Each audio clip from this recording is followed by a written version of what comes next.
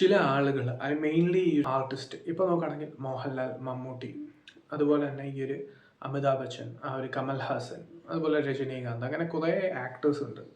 So ആ ഒരു actors എന്ന് പറയുന്നത് ആ ഒരു ഡീപ്പ് ഇംപ്രഷൻ നമ്മുടെ ഉള്ളിൽ ക്രിയേറ്റ് ചെയ്ത ആ ഒരു രീതിയിലുള്ള ടാലൻ്റ് ഉള്ള ആക്ടേഴ്സാണ്.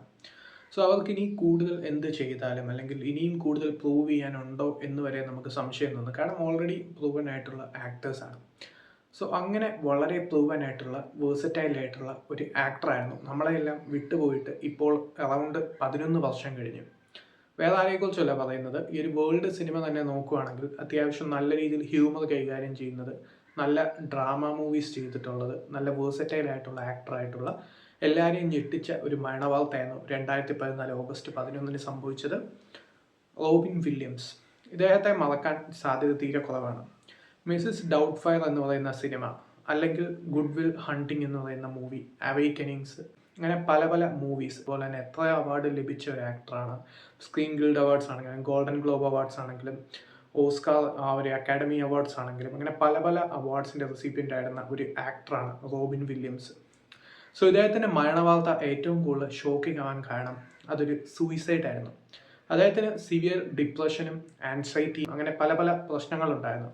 സോ ഇതിനെല്ലാം കാരണം ആ ഒരു ലൂയി ഡിമെൻഷ്യ എന്ന് പറയുന്ന ആ ഒരു സിൻഡ്രോം, ആ ഒരു ഡിസീസാണ് അദ്ദേഹത്തിൻ്റെ ഈ ഒരു അവസ്ഥയ്ക്ക് കാരണം.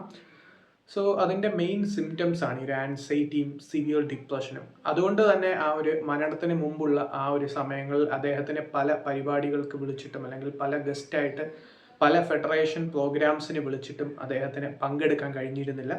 സോ അങ്ങനെയുള്ള പല പല വലിയ വലിയ പ്രശ്നങ്ങളിൽ കൂടി കടന്നു പോകുന്ന ഒരു മെൻ്റൽ സ്റ്റേറ്റ് ആയിരുന്നു റോബിൻ വില്യംസ്. സോ അതിൻ്റെ ഏറ്റവും വലിയൊരു എക്സാമ്പിൾ എന്താണെന്ന് വെച്ചാൽ റോബിൻ വില്യംസിൻ്റെ മൂവീസ് നമ്മൾക്ക് ഒരിക്കലും മറക്കാൻ സാധിക്കില്ല. മിസ്സിസ് ഡൗട്ട്ഫയർ ആണെങ്കിലും ജുമാൻജി ആണെങ്കിലും അങ്ങനെ പലതരത്തിലുള്ള വേഴ്സറ്റൈൽ ആയിട്ടുള്ള ക്യാരക്ടേഴ്സാണ് അദ്ദേഹം ചെയ്തിരിക്കുന്നത്.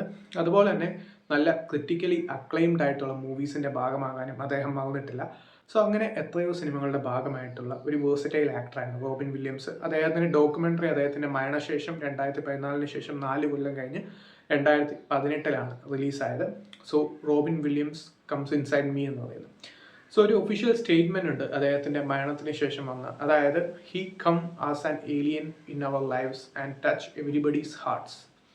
അതായത് ഒരു ഏലിയൻ ആയിട്ടാണ് അദ്ദേഹം എല്ലാവരുടെയും ലൈഫിലോട്ട് വന്നത്. കാരണം അതാരാണ്, ഒരു സ്ട്രേഞ്ചർ നമ്മുടെ ലൈഫിലോട്ട് കടന്നു വരുന്ന പോലെ തന്നെ ഒരു ഏലിയൻ ആയിട്ടാണ് അദ്ദേഹം കടന്നു വന്നത്.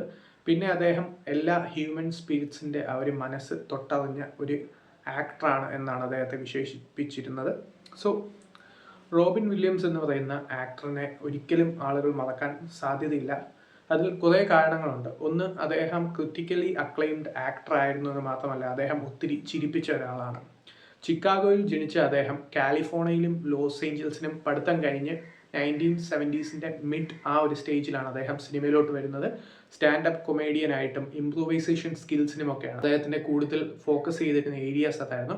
അത് കഴിഞ്ഞ് 1980 അടുക്കുമ്പോഴാണ് പോപ്പി എന്ന് പറയുന്ന ഒരു മൂവിയിൽ അദ്ദേഹത്തെ വിളിച്ചത്. സോ അങ്ങനെ അതായിരുന്നു അദ്ദേഹത്തിൻ്റെ ബ്രേക്ക് ത്രൂ. സോ അങ്ങനെ പോയ ഒരു കരിയറാണ് അദ്ദേഹത്തിൻ്റെത്. പിന്നെ അങ്ങോട്ട് അദ്ദേഹത്തിന് തിരിഞ്ഞു നോക്കേണ്ടി വന്നിട്ടില്ല. ഗ്രേറ്റസ്റ്റ് ഡാഡ് ആണെങ്കിലും, സോ ആ ഒരു 1 hour ഫോട്ടോ ആണെങ്കിലും, നേരത്തെ പറഞ്ഞ ഗുഡ് വിൽ ഹണ്ടിങ്, അവേക്കനിങ്സ്, അലാദിൻ, അങ്ങനെ പല പല ക്രിറ്റിക്കലി അക്ലൈംഡ് ആയിട്ടുള്ള മൂവീസ്, എല്ലാത്തിലും അദ്ദേഹത്തിൻ്റെ കഴിവ് തെളിയിച്ച ഒരു ആക്ടറാണ്. അതുകൊണ്ടാണ് അദ്ദേഹത്തിന് ഈ ഒരു വിശേഷണങ്ങൾക്ക് അർഹനായി തീരുന്നത്. ഏറ്റവും കൂടുതൽ ഞെട്ടിച്ച വാർത്ത എന്ന് പറയുന്നത് ലൂയി ബോഡി ഡിമെൻഷ്യ എന്ന് പറയുന്ന ഒരു അസുഖം അദ്ദേഹത്തിന് ബാധിച്ചിരുന്നു എന്നുള്ളതാണ്. കാരണം അതിൻ്റെ പല രീതിയിലുള്ള ഡിപ്രഷൻ്റെ പല സ്റ്റേജസിൽ കൂടി അദ്ദേഹം കടന്നു പോയിട്ടാണ് അദ്ദേഹത്തിൻ്റെ കൂടെയുള്ളവർ പറഞ്ഞത്. അദ്ദേഹം അങ്ങനെ പല രീതിയിലുള്ള മെൻ്റൽ സ്റ്റേറ്റിൽ കൂടി കടന്നു പോവുകയായിരുന്നു. സോ അതായിരുന്നു അദ്ദേഹം നേരിട്ടിരുന്ന ഏറ്റവും വലിയ പ്രശ്നം. ഈ ഒരു ലൂയി ഡിമെൻഷ്യയുടെ 2 സ്റ്റേറ്റ്സ് ആണ്, ഈ ഒരു പെർക്കിൻസൺസ് ഡിസീസിൻ്റെ ആ ഒരു ഡിമെൻഷ്യയും അതുപോലെ തന്നെ ഈ ഒരു ലൂയി ഡിമെൻഷ്യ എന്ന് പറയുന്ന ഈ 2 സ്റ്റേറ്റ്സ് എന്ന് പറയുന്നത് തികയും നമ്മളെ ചിരിപ്പിക്കുന്നുണ്ടെങ്കിൽ പോലും അവരുടെ ലൈഫിൽ നമ്മൾ ശ്രദ്ധിച്ചു നോക്കുമ്പോഴത്തേക്കും അത് അവരുടെ ആ ഒരു മെൻ്റൽ സ്റ്റേറ്റിനും കാര്യങ്ങൾക്കൊക്കെ ഉണ്ടാക്കുന്ന ഇമ്പാക്റ്റ് വളരെ വലുതാണ്. സോ അങ്ങനെ ഒരിക്കലും മറക്കാൻ കഴിയാത്ത ഒരു നടനാണ് റോബിൻ വില്യംസ്. തീർച്ചയായും സിനി ഫൈൽസിന് ഏറ്റവും കൂടുതൽ റിലേറ്റ് ചെയ്യാൻ പറ്റുന്ന വേഴ്സറ്റൈൽ ആയിട്ടുള്ള ആക്ടറാണ് അദ്ദേഹം. ഇപ്പോഴും എല്ലാവരുടെയും മനസ്സിൽ ജീവിക്കുന്നുണ്ട് എന്നുള്ളതാണ് സത്യം.